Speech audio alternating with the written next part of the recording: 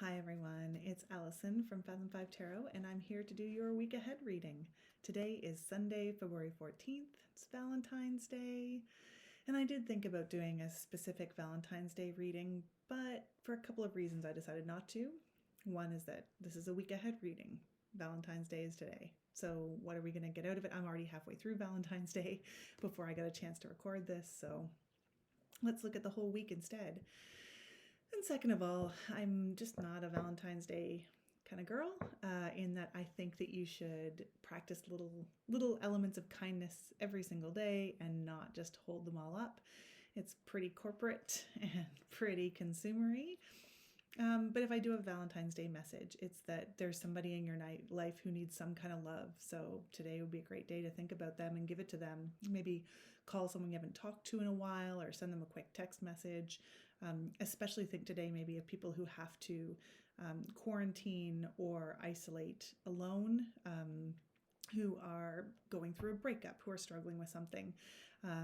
The idea of limiting it to romantic love is really very limiting when you think about all the different kinds of love that are out there. So make somebody's day better today, I guess is all I'm going to say about that before I get to my week ahead reading for the 14th to the 21st. Oh, I guess I should say, today I'm going to be using the Anima Mundi Tarot by Megan Werwiden.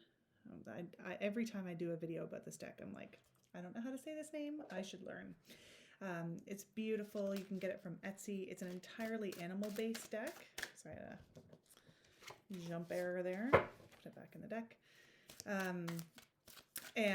Except for the devil, which is human.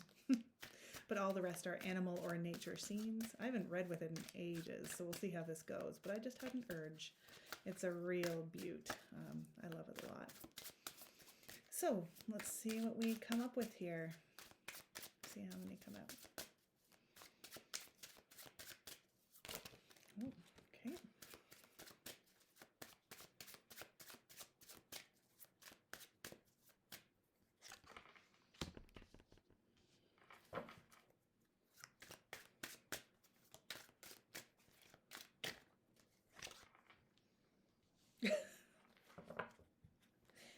Okay, well, I said this wasn't going to be a Valentine's Day reading, but maybe it is. Maybe I'll get my Oracle deck out here, just in case, just for fun.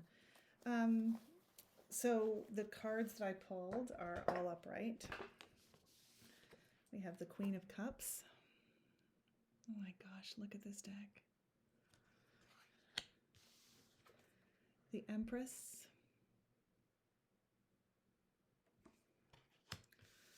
And the Queen of Pentacles. So beautiful, beautiful. If we're talking about traditional masculine and feminine energies here, in terms of the way that the cards, the Rider-Waite-Smith deck was originally drawn, we have a lot of female energy here, but also really balanced energy. So take this for what you will in this day of Valentine's and this week moving ahead. But what first jumps out at me here is just the incredible balance of this spread, in everything, emotional, but also physical. So I'm actually going to today start with the middle card, the Empress. I tend to just read left to right. But in this case, when we think about the Empress, right, we think about beauty, we think about fertility. I think this is why, it's been a long time since I've read the guidebook, but the idea that it's a flower, right, the idea of pollination and spreading your seeds out into the world. In the Rider-Waite-Smith, the Empress is often depicted as pregnant. So this real sort of balance of physicality and also emotionality, right? That plants are actually quite strong and yet quite delicate at the same time when you think about what it takes for a flower to grow. I'm just going to look it up and see if there's a specific flower identified here. I'm not very good with my plant identification. But let's see, just while we're here. High Priestess. Oh, it's a peony. If I had looked a bit closer, I would have been able to notice that. Although I find it a bit hard to judge the scale here. So the peony is, of course, associated with fertility, and this idea of abundance, and again, sort of this femininity. And then our empress is surrounded by these two queens. And of course, it's sort of reversed here. That's how it came up to me. So first was the Queen of Cups, and then was the Queen of Pentacles. What I find really interesting about this cup and pentacle energy is if the cups is the emotion, right? That deeply emotional, watery energy. Here with the pentacles, like this earth energy, to me is very physical, very sensual, very sexual, this energy. And what sort of better embodies these two things than the Empress, right? Who is like has the evidence of that physical act of lovemaking through the pregnancy that is being nourished and then is going to be born into the world. Even the depiction in this deck, we've got a lot of duality, right? So we've got a creature of the water here in the Queen of Cups underwater, and this sort of majestic whale that's so big and so strong and so powerful.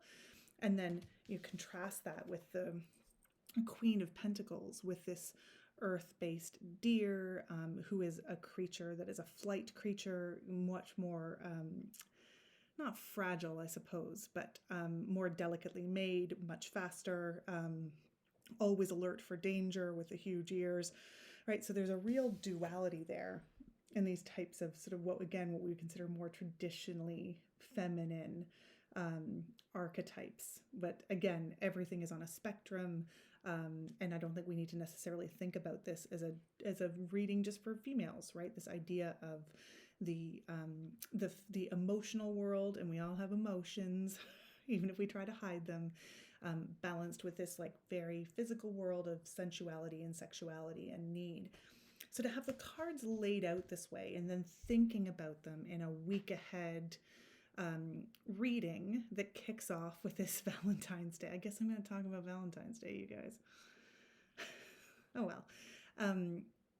But it says to me that like this is a goal, right? This should be a particular goal for your week to think about whether you have that balance.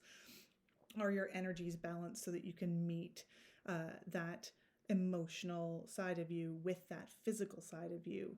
And if they aren't, is there something that you can do to redress those kinds of imbalances, right? And what can I say on YouTube?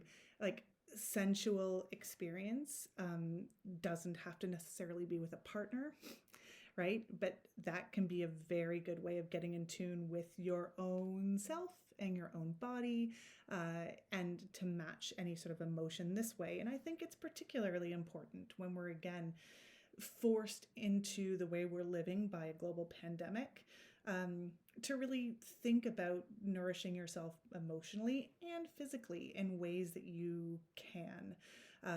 And so to work through the week with that balance in mind, even though there are understandably challenges and hurdles in both of these areas in our lives right now. But is there something you can do for yourself? And again, that sort of physical, sensual experience doesn't have to be sexual, right? It can be, right? And you don't need a partner for that. But what about just taking a minute to slow down and to cook a really good meal for yourself that will nourish you in terms of enjoying what you eat, or just like taking the good nutrients into your body and nourish your body in that way. And if you don't like to cook, like maybe ordering out something that is like normally you think, oh, that's too extravagant. I'm not going to spend the money. It's ridiculous. I'm just on my own. Just do it, right? Find exercise, stretch. This is something I think we all need to do now that we're all sitting in front of our computers so much more, right? Take half an hour and meditate or stretch your body, right? And find out what it is you need to do for your physical self and sensual self by examining this, right? What is going to make this and this harmonize this week? And our goal should be where those two things meet, right? The emotional and the physical, and what becomes an incredible expressive beauty. So there you go. Maybe kind of Valentine's-y, But otherwise, something it's really good for us to keep in mind. And to really, this is a real self-love reading to me. So give yourself that time, think about what's going to be good for you, and make it happen this week. Happy Valentine's Day.